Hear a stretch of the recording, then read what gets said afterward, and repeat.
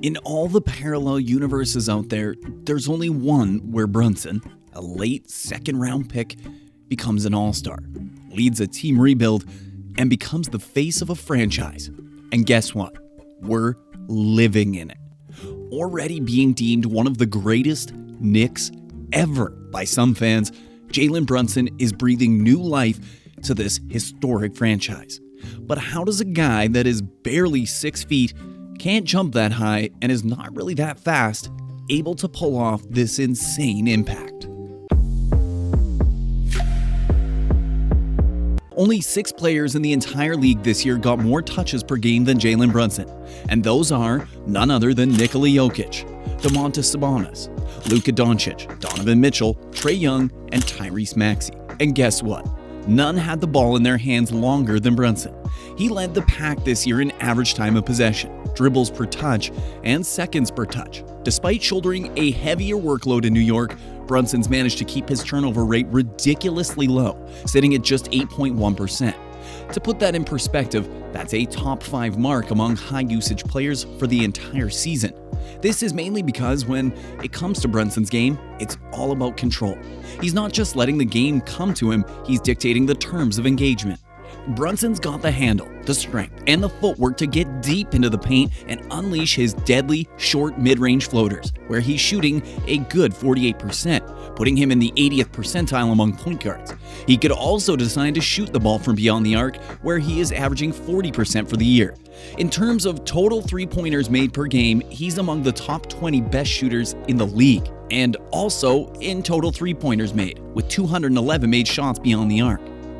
Brunson has the great ability to constantly outsmart defenders. He's a master at constantly giving you jabs, changing pace, using pump fakes, pivoting, changing directions. All tools he uses to get to his spots or lure defenders into committing fouls. It's all about leveraging that control over his own body to gain the upper hand on any matchup. On average, he's getting to the free throw line about 6.5 times per 75 possessions, putting him in the 94th percentile in the whole NBA. And that knack for drawing fouls helps him make up for his not-so-high frequency at the rim. He's only in the 36th percentile for that among point guards. Plus, his accuracy at the rim is around the 42nd percentile. Brunson has this slick move where he keeps his dribble going while he's scanning the court. And you know what? That skill is getting even more crucial now that he's gaining more attention as an offensive threat. Teams are throwing double teams at him left and right, trying to slow him down. With his size, seeing over those double teams can be a bit tricky, but because he's so good at extending his dribble, he buys himself some extra time to figure out his next move. When you put all of this together, it's clear that Brunson's more than just a good player, he's a master.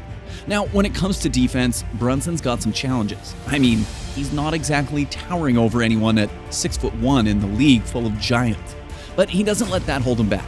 He makes up for it by being in the top of drawn charge list for the season, with a total of 35 for the season, good for second highest in the league.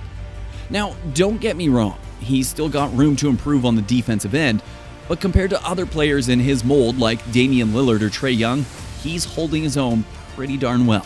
When you add it all up, if we're being honest with ourselves, there aren't 25 players in the league right now who can hold a candle to Brunson's game.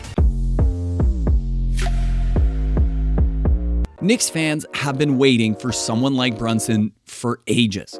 But before we dive into how he has revamped a historical franchise recently, let's look back a bit at his unusual trajectory.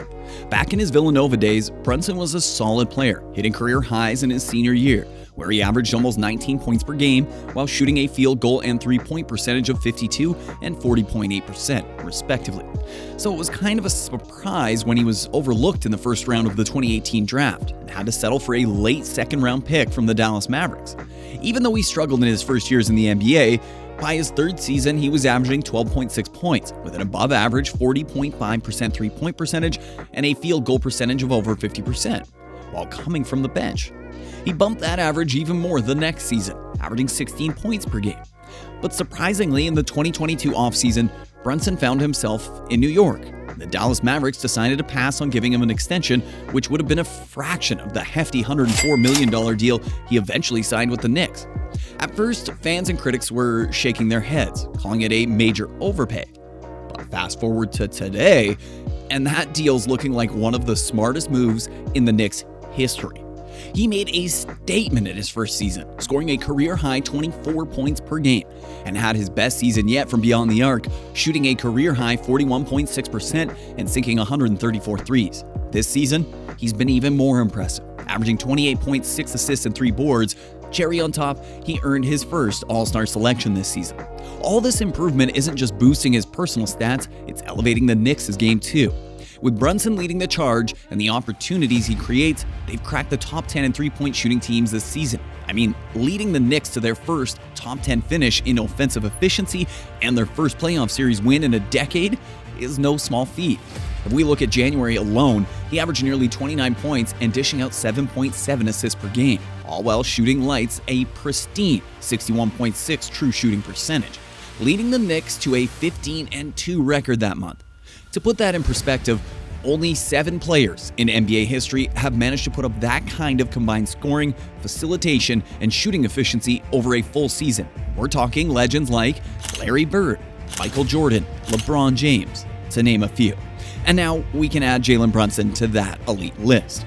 With Brunson, it's not just about his own scoring, he's also a master at setting the table for his teammates, and it shows in their shooting percentages when he's on the court. With him orchestrating the offense, the whole team shoots better. Since the start of 2024, they've been averaging a whopping 122.6 points per 100 possessions, and an offensive rating of 118.2, ranking them second in offensive efficiency for the entire season. Only behind the Boston Celtics, who are one of the favorites to win it all. That's no small feat.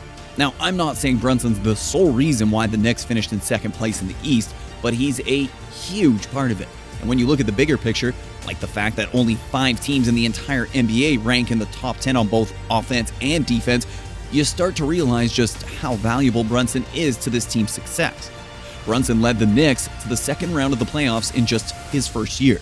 And now in his second year, he's already in the second round after they saw off the 76ers and they got their eyes set on a conference finals run. And all of this is happening while Julius Randle, one of the team's star players, has been sidelined for most of the regular season and all of the postseason. What's even more impressive is that Brunson and the Knicks rotation aren't stacked with lottery picks. Nope, it's just a bunch of late first-rounders and former second-round picks who are playing the best basketball of their careers together. It feels like Brunson has been rocking that Knicks jersey for ages, even though it's only his second season with the team. Watching him play at Madison Square Garden is like reliving some of the Knicks' greatest moments and feeling the hope and excitement all over again. Even though the Knicks championship's hopes might not necessarily arrive this year, with Brunson leading the way, they have a shorter road ahead. Until next time, and as always, keep balling.